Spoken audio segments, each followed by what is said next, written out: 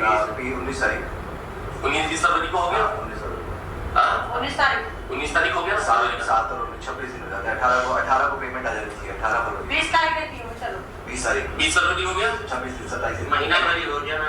कोई बात नहीं, सुनो, 20 तारीख देती हूँ, 20 फरवरी। उसके बाद कम से कम 1 महीने तो और मुझे लगेगा 10 लाख के लिए 10 लाख। एक साल चलेगा, क्या चलेगा सब महीना चलेगा 20 फरवरी या 20 मार्च बस ये। लिखते रहते हो। 20 फरवरी और 31 मार्च। चलो 16 लाख 20 फरवरी को दे रहे हो आप 16 लाख। और 31 मार्च को 10 लाख दे रहे हो, राइट? 10 लाख रुपए हलाल कर दो। ठीक है, थैंक यू। हलाल भी कीजिए। चलो ये बहुत वीडियो बना लो एक बार। वीडियो बनाया भाई ने। बना लिए। लिया।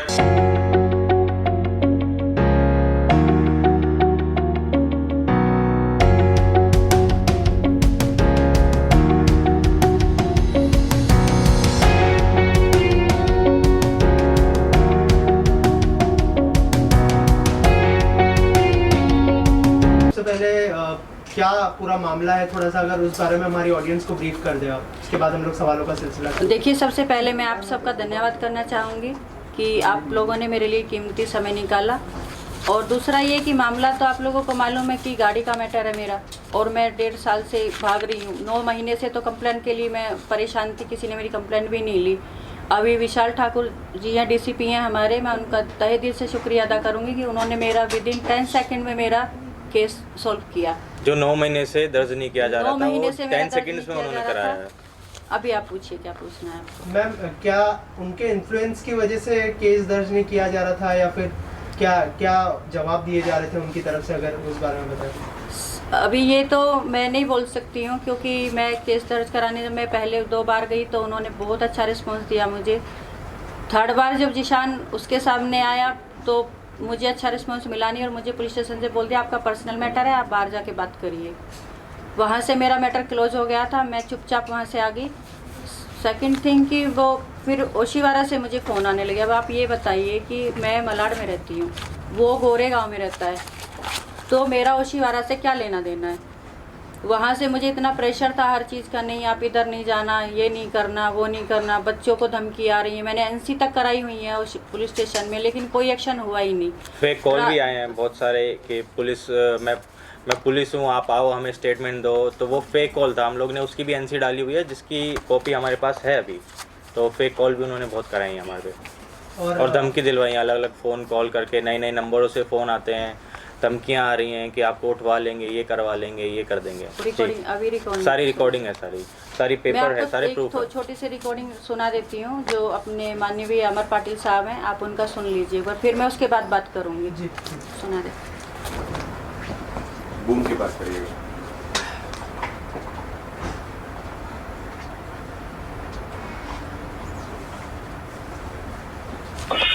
हेलो, हाँ सर बोलिए, शालिनी बोल रही हूँ।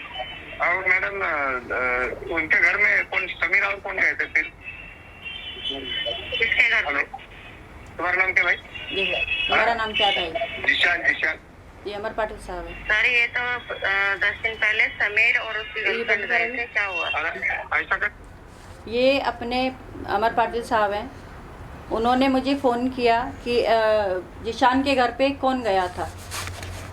आप एक बात बताइए, वो मुझे नहीं जानते, वो जिशान का नाम पूछ रहे हैं, जिशान को नहीं जानते। आप कोई भी अननोन पर्सन आ रहा है, तुम कैसे किसी को फ़ोन कर सकते हो? हमें डायरेक्ट फ़ोन कर दिया, और वो क्या? उनके पास जाके बैठे, और वो उनको जानते नहीं, ऐसा किसी हमें का नाम दिखा रहे मालूम हैं। नहीं है आपको। आज मैं आपसे फर्स्ट टाइम मिल रही हूँ। अगर मैं आपको बोलती हूँ कि आप इस बंदे को फ़ोन कर दो, क्या आप फ़ोन करेंगे? आप मुझे नहीं जानते, आप सामने वाले को नहीं जानते, आप कैसे किसी को फ़ोन कर सकते हो? जी मैं आगे सुनाता हूँ। उन्होंने 8 बजे मुझे रात को पुलिस स्टेशन बुलाया। 8 बजे बोलते जिशान मेरे पास बैठा। मैंने बोला सर इसका मैटर ख़त्म करो, मुझे लफड़ा नहीं चाहिए। अगर जिशान आपके पास आया तो ये मैटर यहीं ख़त्म कर दो। उन्होंने क्या बोला कि ठीक है आप आ जाओ। 8 बजे रात को मुझे पुलिस स्टेशन बुलाया, और मैं जैसे ही वहाँ गई उन्होंने उसको निकाल दिया वहाँ से। जबकि लेडीज़ को तो आप इतना लेट बताइए बुलाते क्या नहीं है, और अगर बुलाते तो कुछ बड़ा उन्होंने जुर्म किया होगा, तो इसलिए बुलाते हैं। अगर नॉर्मली ऐसे लेडीज़ को 8 बजे के बाद बुलाते नहीं, ये रूल है, वो सबको मालूम है हम लोग को। अभी इसमें आप बताइए। अब ये हैरेसमेंट नहीं है तो क्या है, आप ही सोच सकते हैं। I am Better. Single mother, मेरे 2 बच्चों के साथ मैं यहाँ पे रहती हूँ। कल मेरे बच्चों के साथ या मेरे साथ कुछ होता है तो फिर मैं क्या करूँगी? इसको जिम्मेदार मेरे कौन बच्चों से या होगा? मेरी जान से बढ़ के तो मेरे लिए गाड़ी नहीं है ना। राइट। और मैम, अगर गाड़ी की बात करें तो कब वो लेके गए थे, और कहा जा रहा है कि उन्होंने पैसे भी ऑफर किए थे 13 लाख रुपए, ऐसा नहीं। कहना है उनका, अगर कुछ कहना चाहे नहीं आप नहीं उनका? नहीं, कुछ ऑफर नहीं था। ये गाड़ी 2021 को 22 जून को लेके गया था मेरे से चैनल की मीटिंग के लिए। मेरे पास सारे एविडेंस है चैनल। ये हैं चेक जो उन्होंने दिए हैं, ये 19 लाख रुपए के चेक है। ये नोट 19 लाख रुपए के चेक हैं। और इनमें जब हम लोग ने चेक कराया, एक तो सेल्फ चेक है जो कि जो अकाउंट होल्डर है वही उसमें से पेमेंट विड्रॉ कर सकता है। दूसरा उन्होंने किसी दूसरे अकाउंट का दिया जिस अकाउंट में हम कभी पेमेंट लेते नहीं हैं। और जब हम लोग ने चेक कराया तो इसमें इनसफिशिएंट फंड बताया गया, तो इसलिए हम लोग ने ये चेक डाले नहीं तो बाउंस होके फिर वो कहीं और दूसरे एड्रेस पे चले जाते जो हमारा बैंक में पुराना एड्रेस है। नहीं, 6 मंथ से इसमें पेमेंट था ही नहीं। और आज जो कोर्ट में लगाया वो पुलिस वालों ने भी वेरीफाई किया उन्होंने। पेमेंट था ही नहीं उसमें, वो चेक दिए हुए हैं इसमें। गाड़ी बेचने की बात तो यहाँ थी नहीं ना, यहाँ जी जी लेके गए थे वो। जी। फिर आपको चेक क्यों दिया उन्होंने? चेक इसलिए दिए सर कि मैंने जब गाड़ी मांगना शुरू किया तो उसने बोला कि गाड़ी मेरे पास पैसे की प्रॉब्लम थी तो मैंने 12 लाख में किसी को दे दी, भाईचारे में 12 लाख में दे दी। अब वो पैसे नहीं दे रहा है और वो 12 लाख तो रुपए मैं मांग रहे हैं फंसा मुझसे, हुआ। अगर आपको गाड़ी चाहिए तो मेरे 12 लाख दे दो, और मेरे पास 12 लाख है नहीं, तो आप ये चेक ले लो। तो आप ये चेक ले लो। जब उसके और पास 12 लाख नहीं थे 19 लाख कहाँ से आए? और ये 1 महीने बाद की डेट के चेक दिए थे उन्होंने एक्चुअली में 15 दिन या 1 महीने बाद की डेट दी थी, तो हमें लगा उस टाइम पे शायद इनके पास पैसे आ जाएं, इसलिए हम लोग ने एक्सेप्ट कर लिए थे। और ये इसकी वाइफ प्रियंका बसी और ये दोनों आते थे, बोलते थे यहाँ के बैठे हाथ जोड़े कि हम तुम्हारे साथ काम करेंगे। अब हम इंडस्ट्री में सब मतलब गाली दे के इसने बात किया, मैं वो चीज़ नहीं बोलूँगी कि सब ऐसे हैं, हम आपके साथ काम करेंगे। मैंने इसको बोला और घूम ले मार्केट में, तुझे घूमना है तो घूम ले, लोगों को देख ले कैसे, क्योंकि जतिन शेट्टी जी का 1.5 करोड़ का ऑलरेडी इसके पास FIR चल रहा था उस टाइम पे। फिर भी मैंने इसको बोला, मैंने भी बोला कि तुम ये मेरा मैटर सॉल्व कर दो, गाड़ी मुझे दे दो। तो इन्होंने क्या बोला, किसी को फ़ोन लगा के दिया। एक बार ये मिला तो इसने फ़ोन लगा के दिया, कोई लाला नाम का बंदा था, उसने बोला मैडम, मैंने बोला भैया गाड़ी कहाँ है मेरी, तो बोलता है कि गाड़ी तो मोदी आ जाए, अमित शाह आ जाए, तुम्हारी गाड़ी नहीं मिलेगी। उसकी ये वर्डिंग थी। आपकी गाड़ी बेंगलोर में मैंने बेच दी, ऐसा बोला उन्होंने। बेच दी, आपको जो करना है आप कर लो। जीशान ने हमें बताया था। बताइए, मोदी जी से और अमित शाह जी से तो बड़ा कोई है ही नहीं, तो मैं कहाँ जाऊंगी? जब उनके आने पे गाड़ी नहीं मिलेगी तो फिर फिर किसके पास जाऊंगी? जीशान ने हमें बताया था अंधेरी में किसी के पास गिरवी रखी है 12 लाख में। फिर कुछ दिनों बाद जब वो हमें मिला तो किसी से फ़ोन करवाया, जो लाला नाम का बंदा इन्होंने बताया, उसने बोला हमने बेंगलोर में भेज दी। और जब हम RTO चेक करने गए रिसेंटली तो हमें पता चला कि गाड़ी चंडीगढ़ में चली गई है, वहाँ पे ट्रांसफ़र हुई है किसी और नंबर से। गाड़ी का ये हुआ था कि मैंने बोला था यहाँ अपने मलाड़ में कि मैं जाके RTO में लेटर लगा देती हूँ। उन्होंने क्या बोला, अपने डिपार्टमेंट वाले ही थे, मैं नाम नहीं लूँगी, उन्होंने बोला कि नहीं वो पुलिस का काम है, आपका काम नहीं है। मैंने बोला देखो मैं अपनी तरफ से एप्लीकेशन लगा देती हूँ, क्योंकि गाड़ी मेरी मिसिंग है, कल एक्सीडेंट होता है या कुछ होता है तो मेरे ऊपर बात आएगी। तो उन्होंने क्या बोला कि नहीं आप हमें कानून मत सिखाओ, ये पुलिस का काम है, आपका काम नहीं है। आज अगर वो एप्लीकेशन वहाँ लगा देते तो गाड़ी नहीं जाती ना मेरी। और ये मैं RTO में खुद गई हूँ, RTO वालों ने मुझे बोला है कि आपने एप्लीकेशन क्यों नहीं लगाई। मैंने बोला मैंने इसलिए नहीं लगाई कि पुलिस ने मुझे नहीं जाने दिया। मेरे जब सारे रास्ते बंद कर दिए तब मैं एडिशनल CP साहब से मिली और उन्होंने इनके पास इंक्वायरी भेजी। यहाँ मुझे 1 महीना घुमाया पुलिस स्टेशन में। 1 महीने बाद इन लोगों ने बोला कि आप सेटलमेंट कर लो। मैंने मैडम को बोला मैडम सेटलमेंट के लिए आपके पास आया कौन? मैंने बोला जीशान आया था क्या? बोलता है नहीं जीशान नहीं आया, उसके लॉयर का फ़ोन आया। अभी आप उसके लॉयर के फ़ोन से मुझे सेटलमेंट कर रहे हो और मैं जो 9 महीने से हैरेसमेंट हो रही हूँ वो क्या? फिर मैं DCP साहब के पास गई, तब उन्होंने मेरी मदद की और उन्होंने 10 सेकंड में मेरा ये किया। उन्होंने तुरंत फ़ोन किया और कल के कल उन्होंने बोला कि इनका गुनाह दाखिल करो उसका। अभी FIR हुई है बट एक्शन कुछ है नहीं। उसकी बेल का ये लोग इंतज़ार कर रहे हैं कि उसकी बेल उसने डाली है, बेल होगी।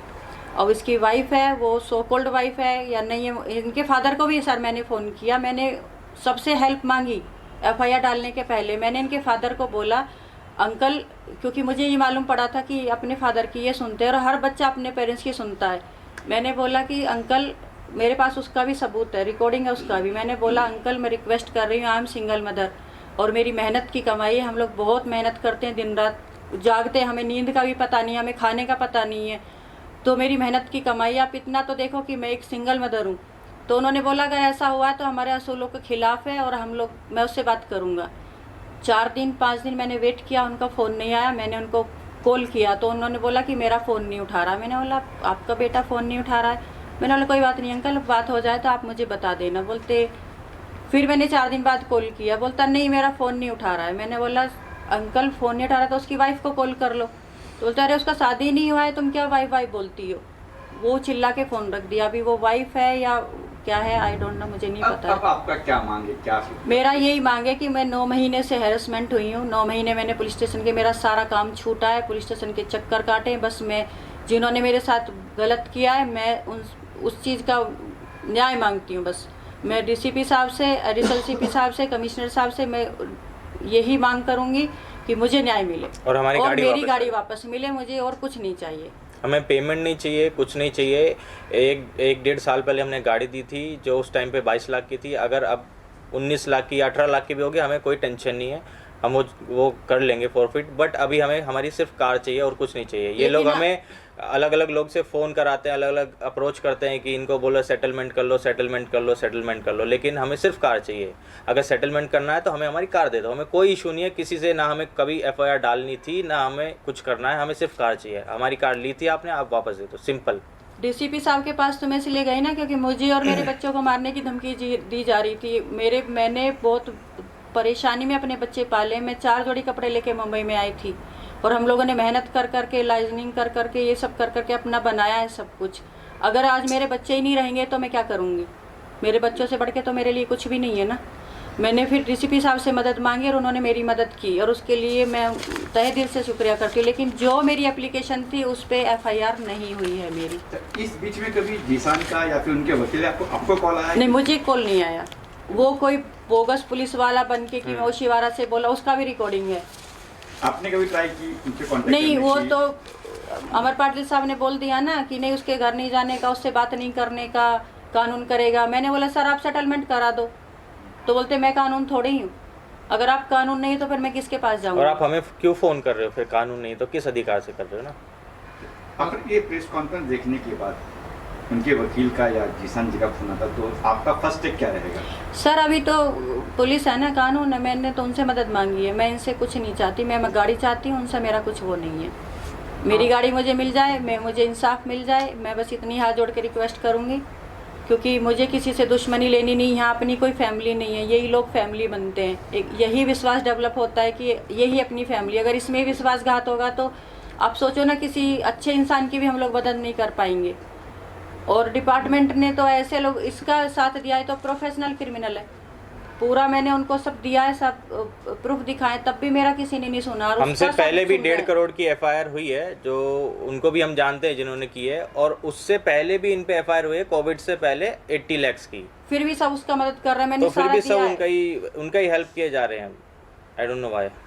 आपने अपनी गाड़ी दी थी उन्हें चलाने के लिए, तो जाहिर सी बात है कि आपकी उनके साथ अच्छी बॉन्डिंग होगी जी। तो आप लोग कहाँ मिले, क्या क्या प्रोजेक्ट साथ में किए, उसके बारे में कुछ बताना चाहोगे? बॉन्डिंग, फैमिली रिलेशन बन जाते हैं ना जब आप किसी के साथ 4 से 5 साल काम करते हो, तो फैमिली रिलेशन हो जाते हैं। वो मिले थे मुझे, अंधेरी मिले थे मेरे क्लब पे, किसी ने मिलाया था उनको, तो मैंने भी देखा उनका प्रोफाइल। आजकल क्या हम किसी को जानना चाहते हैं तो गूगल पे उस पर हम लोग चेक करते हैं कि बंदा कौन है, तो अच्छा रिस्पॉन्स था। तो टैलेंटेड बंदा है, ऐसा नहीं, मैं आज भी बोलूँगी वो टैलेंटेड है, ये नहीं बोलूँगी कि उसने किया। क्या कर रहा है क्या नहीं कर रहा है वो मुझे नहीं पता है। तो हमने सोचा चलो आया है बंदा, साथ में काम कर लेते। काम तो अब इंडस्ट्री में हम लोग तो काम तो करना ही है ना, किसी के साथ तो करना ही था ना। हमारे गाँव से तो कोई आएगा नहीं कि हम उसके साथ काम करेंगे।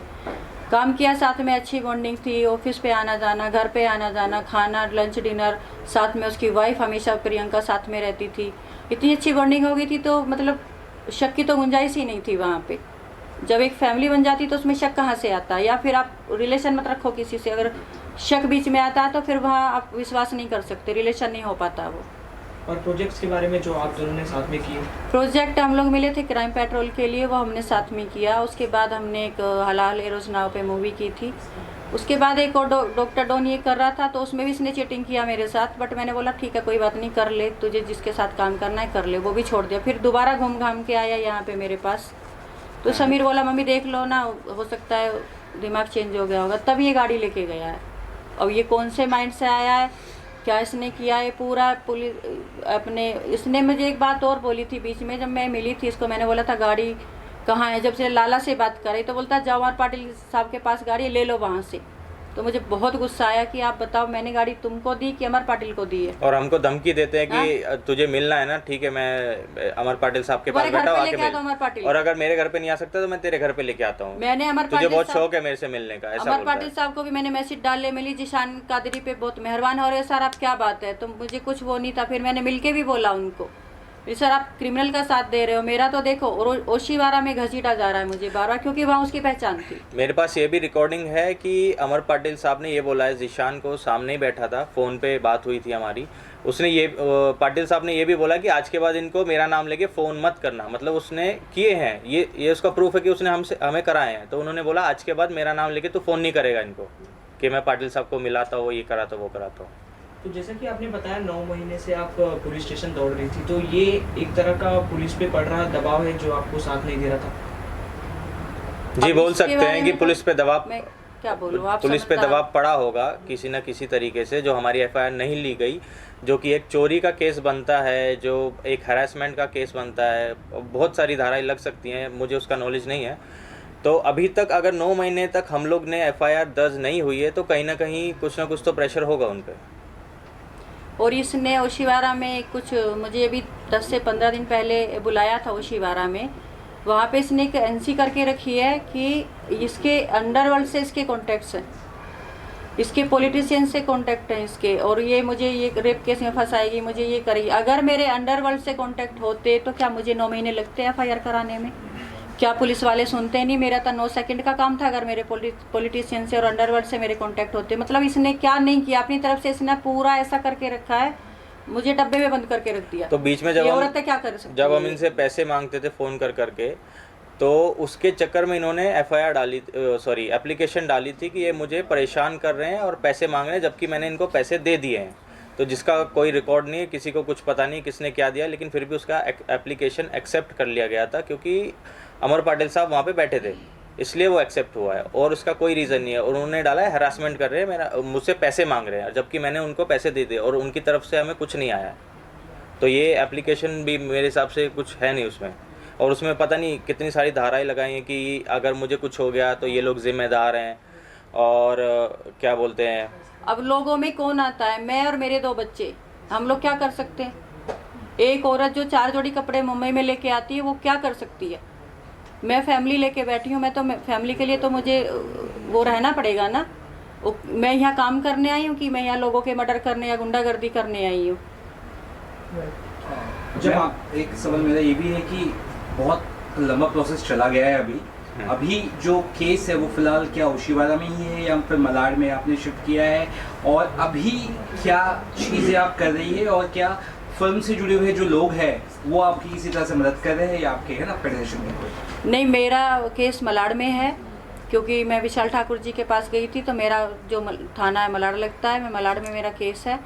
पुलिस की तरफ से अभी मेरा कुछ है नहीं, मतलब मुझे कुछ वो मिला नहीं है, और जो इंडस्ट्री के लोग हैं अभी मेरे किसी से कोई बात नहीं है, मैं किसी से बात नहीं कर रही। और जो उनके फ्रेंड्स है, जैसे अनुराग कश्यप की बात करें या फिर जो गैंग्स ऑफ वासेपुर को लेके जो एक्टर्स है, क्या उनसे कभी कांटेक्ट करने की कोशिश की आपने? नहीं, मैंने नहीं की। जहाँ तक मेरा जानना है, जहाँ तक मैं जानता हूँ जीशान कादरी को, जब हमसे वो मिले थे तब उनके ऑलरेडी अनुराग कश्यप जी से कांटेक्ट टूट चुके थे, जहाँ तक मैं जानता हूँ। हमने किसी से कांटेक्ट करने की कोशिश नहीं की है, क्योंकि हमारा मतलब तो जीशान से था, हमारी गाड़ी वो लेके गया था, तो हमें हमारे उनको बेचारों को हम लोग क्यों वो करें परेशान। इनका सवाल था कि फेडरेशन में आपने कंप्लेंट वगैरह नहीं की, क्योंकि फेडरेशन अपना होता है, यूनियन है अपना है, वहाँ कहीं कुछ इंडस्ट्री की बात है हमारी। यूनियन में मेरे पहचान के हैं, लेकिन उन्होंने बोला था कि ये जो कंप्लेंट है पैसे की मुझे दे दो, लेकिन कार की तो वहीं जाएगी, थाने में ही जाएगी। अगर कुछ वो आगे शूट करें या कुछ भी करें तो वो उनका वो हैंडल करेंगे, लेकिन कार का जो है वो पुलिस केस बनता है। क्योंकि आज आपसे किया है, कल किसी और से भी कर सकते हो जी, हमसे पहले भी किया हुआ है उन्होंने। हाँ जी, इसलिए फेडरेशन वगैरह अपनी कंप्लेंट वगैरह की। अभी कम से कम 50 लोग तो मेरे मतलब बात किया है कि हमारे पैसे हैं, हमारे 50 लोगों के तो मुझे बात हो चुकी है। मैम पुलिस वालों का क्या सपोर्ट है, अभी क्या कर रहे हैं वो? अभी तो कोई सपोर्ट है नहीं, बट एफआईआर हुई है, अभी देखो क्या होता है। गाड़ी कब तक मिलेगा कुछ क्लियर नहीं है, जो भी है अभी स्टार्ट ही हुआ है। कुछ कल दिनों गजरे पहले साहब ने मुझे बुलाया था, तो मैंने उनको बोला सर आगे क्या, तो उन्होंने बोला कि अभी देखते हैं, उसने एंटी सेपरेट बेल के लिए डाला हुआ है, उसके बाद देखते हैं क्या होता है, बस इतनी बात हुई जिन थी। जिन लोगों के पैसे हैं उसके ऊपर और भी काजी के ऊपर, तो उन लोगों ने आपको सपोर्ट करने की कोशिश नहीं, की या मुझे आपने सपोर्ट मांगा? देखो उनका मैटर है, वो जाने। जी कुछ लोग हैं बस मेरी जिनके नॉलेज में है, हैं वो जी। लोग नहीं आना चाहते हाँ, सामने, वो एक्ट्रेस सामने नहीं है, आना वो चाहते। कुछ लोग हैं सामने। जो हमारे सपोर्ट में खड़े हैं अभी, और कुछ लोग हैं जो दूर दूर से हैं, बट हाँ सपोर्ट में तो हैं कुछ लोग।